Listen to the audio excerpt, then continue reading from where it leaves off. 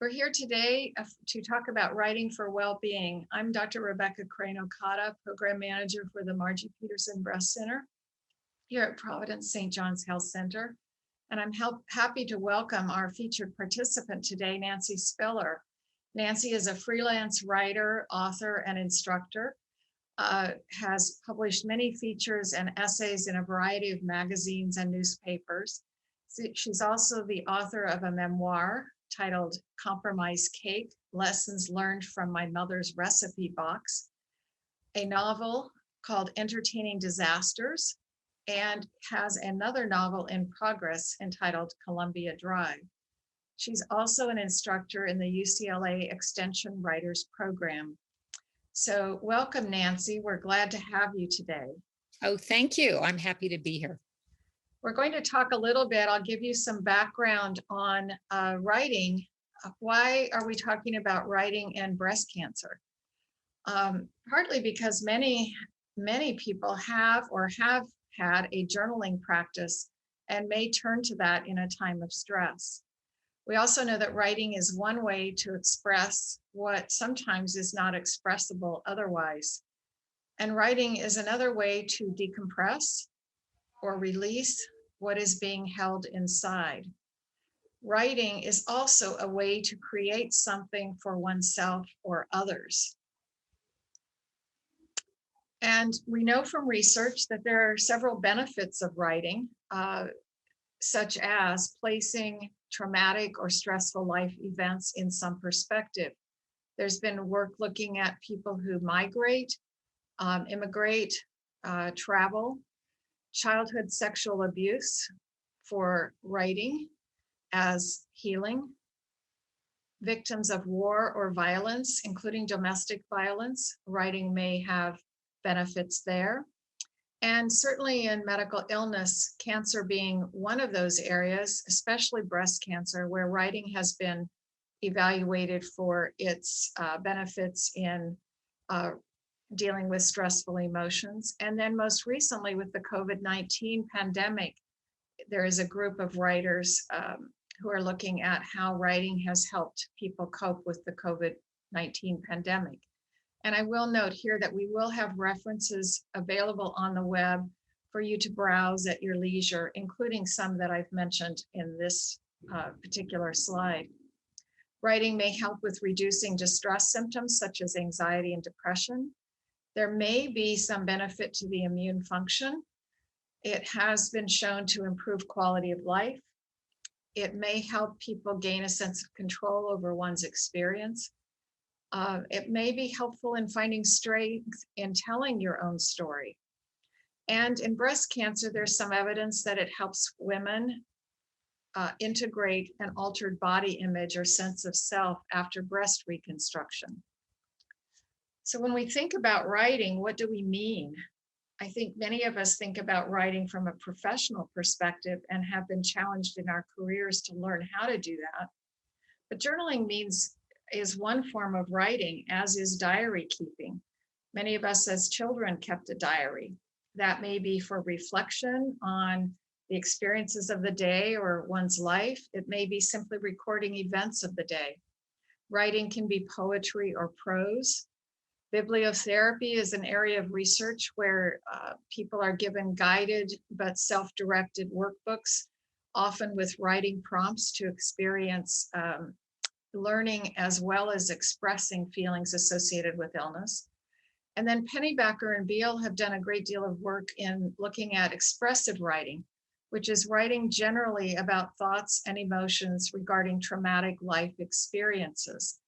And in their work, people are guided to write to prompts, such as making sense of one's diagnosis, finding benefit from the diagnosis, looking at life goals, looking into the future, and looking at one's best possible self. So in this context, for this workshop or webinar, we are looking at writing without career intent. So those of us who have been focused on writing with career intent, we're taking that hat off and we're going to talk about writing for writing's sake. So Nancy, I wanted to ask you some questions about your life as a writer and how this plays into helping people after a diagnosis of breast cancer or during the breast cancer experience. So my first question I'd like to pose is, how did you find writing, or did writing find you? I think it was a little bit of both. I came to writing very early in my childhood. I read very early in my childhood. We had the hard copies of the Encyclopedia Britannica in our home, and I would try to absorb and consume those, and invented my own alphabet from symbols in those encyclopedias, and wrote stories. And I found that writing was a way to make sense of the world and to get a handle on the world in which I found myself. I was the youngest of four children in a chaotic family.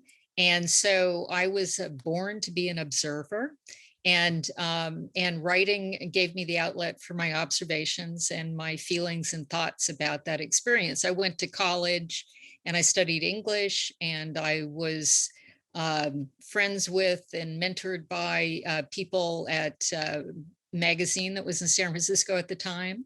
And I went on to be a journalist with staff positions on major newspapers and contributing to magazines. And then I turned around and I started the pursuit of writing fiction and writing books. So that's where I am today. Hmm, thank you. I'm curious, as a child, did you have anyone else to communicate with your special dictionary and symbolism? It's interesting you should mention that. I didn't. I would share my stories that I wrote with my parents and with my friends and things. But actually, for my writing, one of the things that really was a great experience when I was a kid writing was I was writing to my grandfather in Southern California. I was growing up in Northern California, and so didn't get to see a lot of him. And his wife had passed away, my grandmother, so I didn't know her, but was my mother's father, and we wrote letters back and forth. And he was, and in person, he was kind of a gruff and intimidating person, and who thought it was amusing to frighten children. and, but in writing letters, he was very, very sweet. So that was also encouraging me to write and communicate in writing with people. So that was a good experience. Oh, interesting. Thank you for sharing that. Sure. What has writing done for you? Oh, well, all of the things that I sought from it. It has helped me to gain a greater understanding of the world, and it has given me ground to stand on in the world when I thought I didn't have any. And it's a grounding experience. And that's why I journal on a regular basis, and explore my experiences and record my experiences and my thoughts and things through a regular journal practice. You and I talked before this interview today, and you mentioned writing for you was often a flashlight into the dark. Yes. Can you explain that? Well, it's that you don't know what's up ahead. So you start paying attention to what's right in front of you, and you start moving forward, and you have a better understanding of what is ahead when you do realize what is in front of you and what maybe has happened behind. And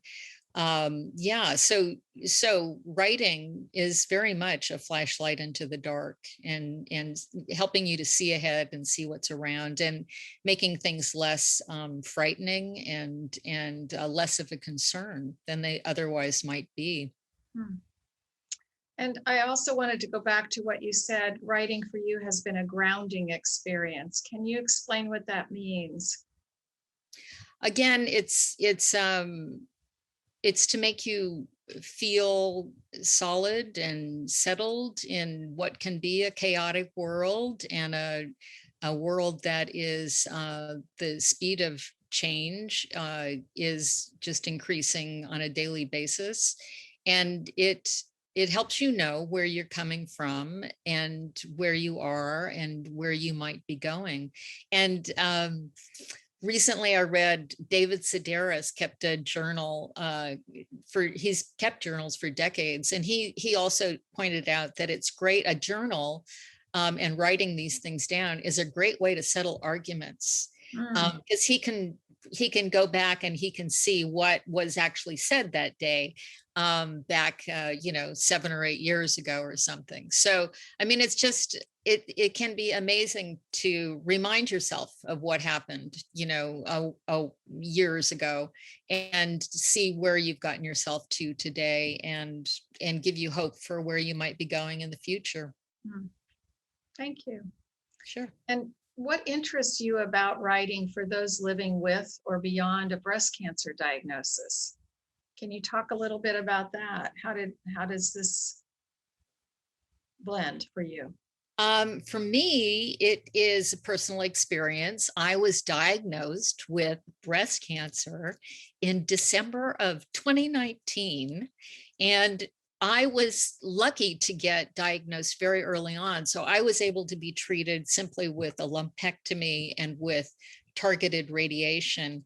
But going into it, I was using writing as a way of navigating all of the experiences that were happening very quickly. And for me, it was one of the reasons things were happening so quickly was we were coming up on the holidays. This diagnosis came up in early December, and we were coming up on the holidays. And then I managed to get, everything was falling into place, and I managed to get the radiation treatment. And just as soon as that ended, just days after that ended, we came into Mm, the COVID lockdown. And so I was having this experience with the world sharing a medical crisis at the same time. And the lockdown actually gave me more time to reflect on what I was going through, and to be writing about that, and to be researching other people's experiences of it. So it was a great time for reflecting on what I was going through, and what was happening to me in that moment with that diagnosis. So it's been very helpful, very helpful. you And I'm talked glad, and I'm sorry, I'm glad that I had the process in place when this came up, that I was so very comfortable with writing to the degree that I am, that I could express myself openly and freely as I went through, and also be curious about it as opposed to be frightened about it, to like, oh, this is the way that this is done, and this is how these people do that, and so on. So it was very, very helpful to be doing the writing. So Nancy, you and I had talked about, you mentioned writing during radiation therapy. Can you talk about that? um it was really an observational exercise. I found it fascinating, the equipment that they're using and the team that was performing the radiation. And it was just a great group. They were very upbeat. They had a great playlist. I made note of the playlist that was on, and I did it for 4 weeks. It was 5 days a week. It was like a job, and I would get dressed up, and I would go to the hospital, and I would have my 5 minutes of glory, and then I would head home. And it was just, I was amused by it, and I never really felt the any after effects that people might feel. And but I found it was fascinating. And it was a great time for catching up on my thoughts after I got done with the radiation, because sometimes I would sit in the lobby of the hospital and I would jot some thinking down, including what was on the playlist. And so I had that. It was a good experience. I mean, it was a really very pleasant experience. And making notes of conversations that I had with people in the waiting room, and so on and so forth. It just made it really manageable and interesting to be paying attention to it in that way, to get it down onto the page. Did you carry something with you to do that? I did. I think that, yeah, I brought a journal along. I use the spinal bound journals. That's what I write in, that are the college ruled journals. I have stacks and stacks of those. And that's what I use. People can use their little pocket versions that you can get, or if you like tapping away on a keyboard, there's always the notes. I do a lot of note taking in my phone, and so there's lots of ways to be doing that. I think for some people, the curiosity about writing is not is under the surface. Some of us write, some people don't, and I'm wondering, for the non-writer, where does one start? Well, I think that you start with sort of kicking out the voices that you've got in your head that are keeping you from writing. I think that the start is, you're in the beginning, you're looking for your voice on the page. You're having a conversation with yourself on the page. So you get the editors out of the way, you get the bad, although I'm sure well-intended English teachers out of the way. You get the grammarians out of the way. You get the corporate speak that maybe you in your work life you're overexposed to, and find that inner self and have that voice and that on the page. And that's what I think that's what I encourage my students to look for in their writing practice. Mm-hmm. You mentioned something about having a conversation with yourself on paper, to me. Yeah, it's very much so. I mean, you're writing to find out what it is that this is a Joan Didion quote, and I'm just going to paraphrase here. She writes why she writes. It's to find out what she's thinking, what she fears, and on from there. It's an exploration. You're exploring your experiences on the page, and you never know, once you get started, where it's going to take you. You surprise yourself with the thoughts that come one after the other, and when you see it on the page, you can also jump from there into other things that you wouldn't otherwise think or consider. So it's a real adventure to be writing, and it all starts with that first sentence on the page. So Mm-hmm. What do most people struggle, or what is the most common struggle or barrier people have to writing? well, I think it's that finding the voice. I think it's being inhibited by the belief that they don't know the rules of grammar, and all of those things are to be ignored in the beginning. And it's most important.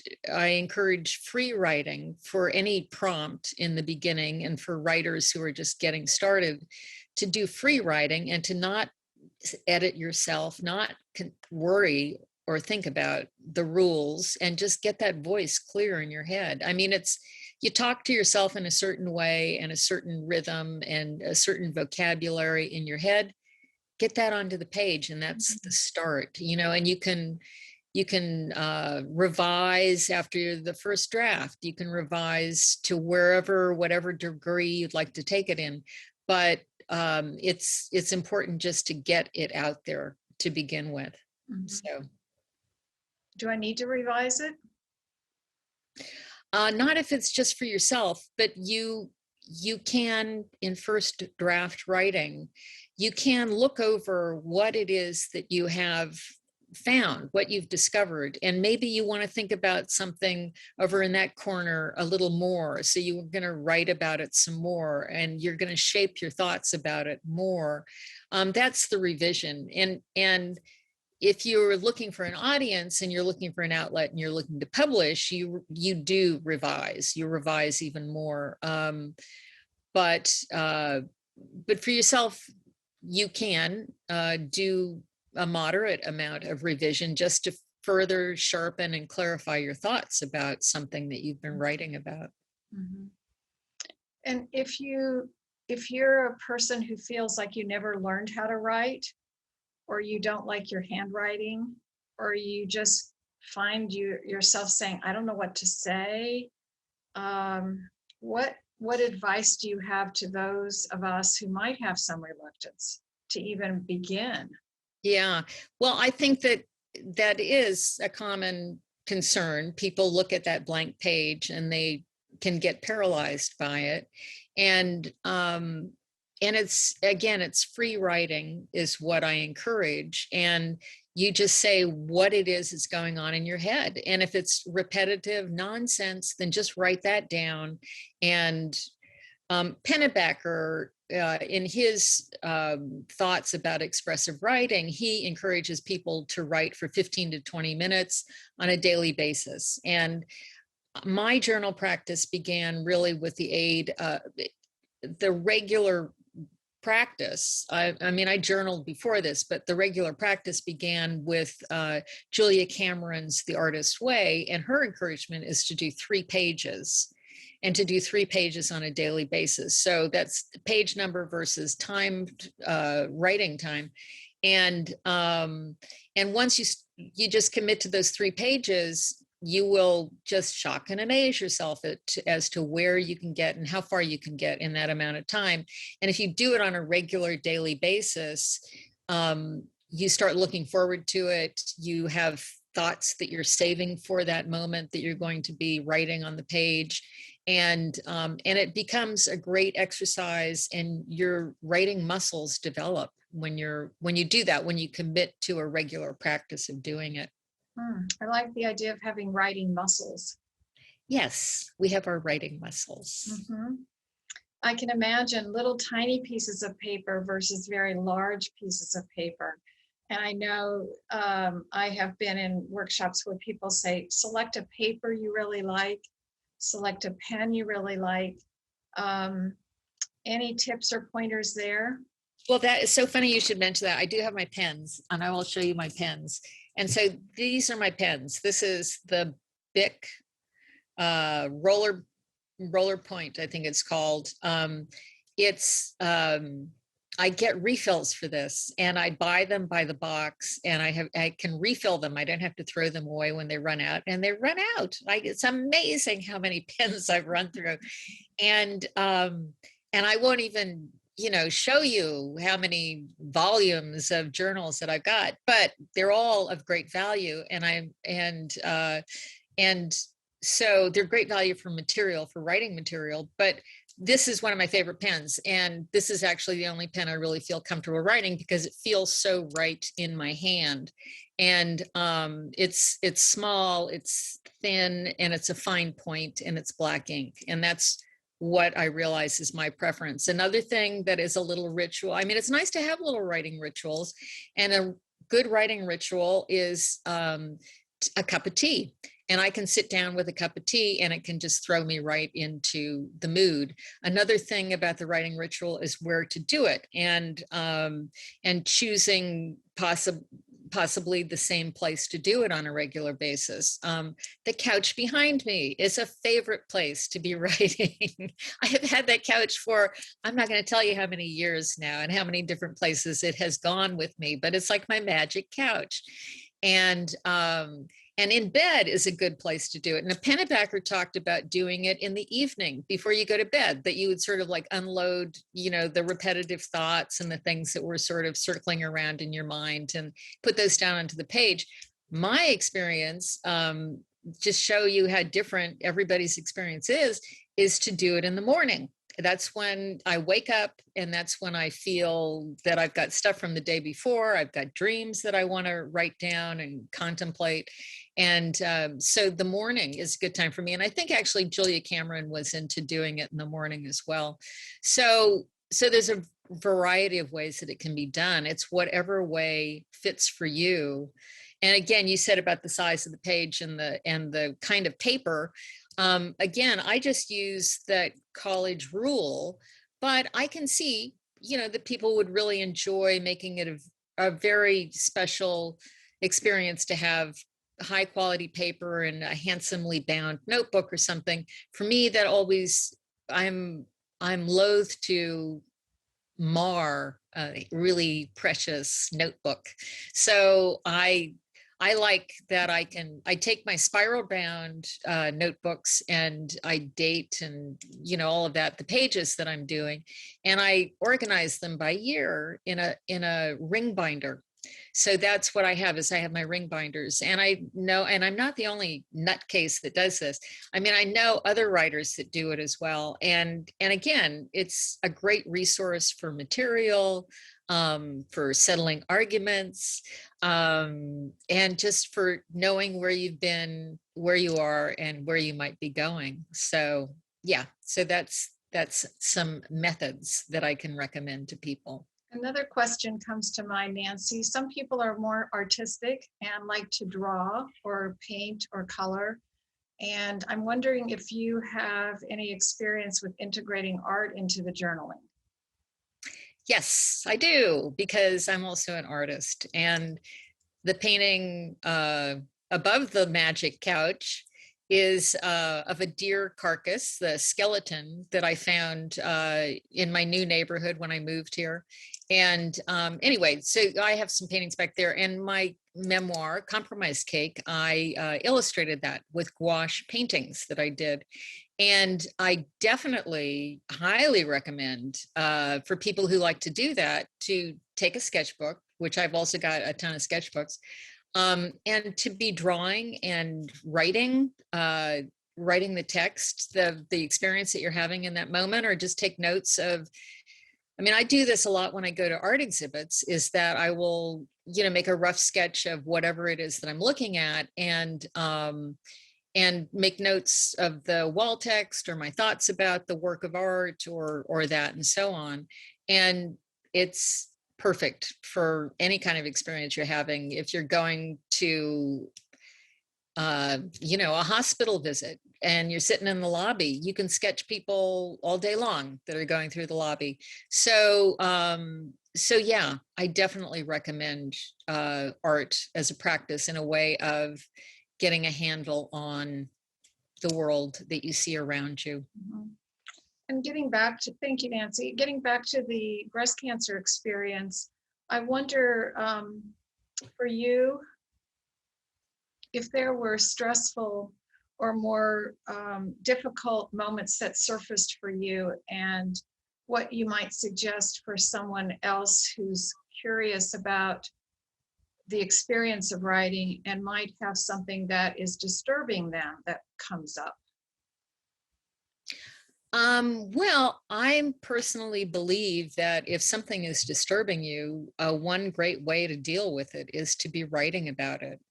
So, I mean, physically, my most disturbing time in my experience with breast cancer was, and it surprised me, was getting the diagnosis. The day that I got the diagnosis, which happened when I was getting a regular mammogram, which I do on an annual basis. And he took a biopsy there. He's a wonderful doctor. I was physically reacting. I was shivering. I was just like freaking out. And I don't even know what I wrote about that day, but I'm sure if I looked back through my journal, there's a few pages that I contributed, through that. For the most part, I'm kind of a steady state person. And I think one of the reasons I am is that I do get this stuff out on a regular basis. And I am in the habit of doing that. And I talk with close friends about things that are troubling and concerning me. And I recommend for people to, if you have a therapist, that's always a good way to be dealing with these situations. But writing is always an adjunct to that, and a primary way for me, of coping with stressful life concerns. Mhm. And I think for those in our viewing audience, if something is disturbing, I think it's time to recognize perhaps that the writing may allow something to surface that couldn't otherwise surface.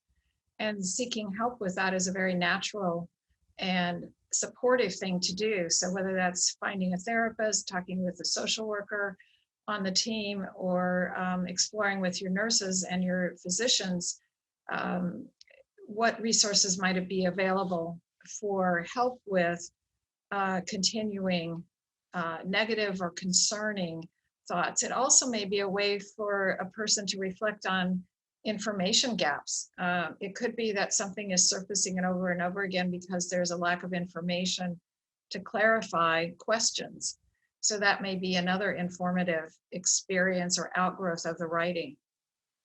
So not to be alone in the experience if something surfaces that is concerning. I wonder too, Nancy, if you could speak to sharing your writing, and not you personally, but for those who are embarking upon this writing journey. What advice do you have for people about sharing their writing with others, whether that be individually sharing or in a group? Well, I think that sharing the writing is a wonderful thing to do if you're looking to craft something for publication, that the group can help you shape it, to share it with readers that you trust, with other writers that you trust. The sharing of writing that is just personal and for you, that you've done with the intention maybe of not going to publication, with a group, it can just be a simple of sharing of experiences through the writing. So maybe it's something that you're not comfortable talking about, but you're comfortable writing about it. Writing gives you the distance and the perspective on the page that you can get it down. I mean, that's personally one of my concerns, is that I'm better. Oh, sorry. Excuse me. I hope we can edit that out. I thought yeah, okay, we'll edit that out. What I was going to say is that, for me, I'm more comfortable communicating these things, serious concerns, disturbing concerns. I'm more comfortable doing it on the page than talking with people in person about it. And so sometimes, say in a group setting, it's a group discussion, a support group or something like that, it can be more challenging for me to be talking about something. And so that's another reason, my lifelong habit of writing. I get overwhelmed by emotions and things. So writing gives me the distance that I can do that. But the ultimate benefit is not just for me, it is to share my experiences with other people who might get a benefit from having the experiences shared. And another thought comes to mind, which is that irrespective of seeking publication, say you're going to write an essay or something about your own personal experiences, writing and learning to write about your experience can also help you in contributing to the conversation, the general cultural conversation, in that you read somebody's essay about something and there's an opportunity to leave comments, written comments, on a publication. And I've had that experience with the New York Times. I will comment, on articles that I read in the New York Times. And that's a way of being able to articulate your thoughts, your feelings about your experience, and contribute to the larger conversation.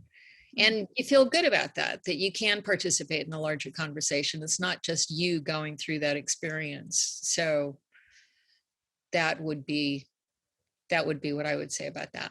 And I think we're talking about opportunities to find your voice on the page. That you can be heard, that you have something to say. We all have something to say.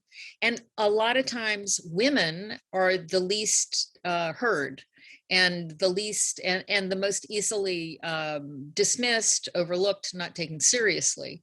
And so it's even more important, I think, for women to learn to express themselves in some way, shape, or form, whether it's art or it is through writing.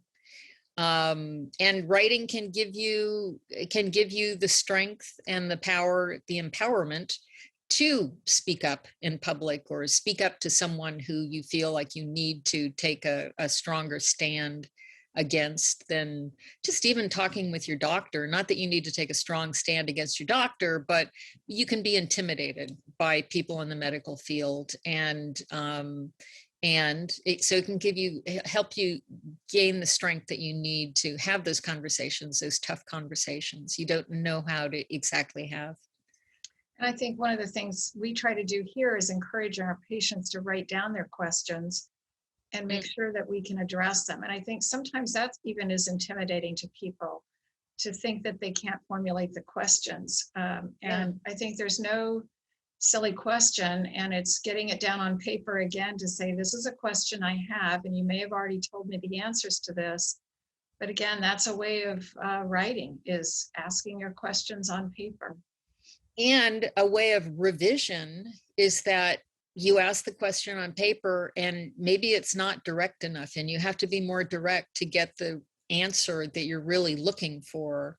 And so that's a practice, that's practicing and revising and honing your thoughts and focusing your questions. And sometimes the answer to one question raises another question. Yeah. And you might end up asking more than one question. Right. You may have a couple of questions you want to answer. So before we close, Nancy, I'd like to get an idea from you for our listeners, maybe a writing prompt that we could leave them with to explore. For those who are non-writers, maybe an opportunity to explore the practice of writing. Can you give us something to leave with? Yes. Yeah, I'd love to do that. So one thing, every once in a while when I'm feeling down in the dumps, I do happiness 101. So you just write out, what's positive, what you're grateful for, what's going on that's good when things are looking a little on the dark side. But for this writing prompt, I'd like people to set a little timer, 3 minutes, write down the top 5 positive things that are going on in your life right now. And don't, it's like whatever comes into your head, just write 5 down. And then the second thing, set another timer, 3 minutes, and write the top 5 things that are negative in your life right now. And when you're done with doing that, and you can reverse that order if you wanted to do the negative first and the positive second. But for once you're done with that, I would take 1 from each column to explore further. And I would say 10 minutes of writing for 1 from column A and 10 minutes of writing for 1 from column B, or set a page limit, 1 page per A or B, and 1 or 2 or 3 pages of A and B. So there's your writing assignment. And then what do you do with that? What do you do with that? You tuck it into your folder that you're going to be putting your journal writing into. Actually, you would just do it. You get your spiral bound journal and start with that. And then you'd just be adding to it. And that's just a prompt. That wouldn't be a daily writing exercise, but you could revisit it if you wanted to on a monthly basis, see how the negatives have changed, see how the positives have changed. I mean, it's a touch point that you can come back to and revisit. So. Okay, that sounds great. Good. I'd like to try that myself. I would. Yes, I think you should. I think you'd be wonderful doing that. I would. And if you want to share it, I'm here. Okay. Thank you, Nancy. Well, stay tuned for more. We hope to see you again, Nancy, at some point in the future. And I know that you teach in the UCLA Writers Extension program. So for people who want to learn more about writing in a formal, I would say more of a formal way, to check out that program and begin with curiosity. As you said, Nancy, you never know where this is going to lead, right? You don't know what you might discover.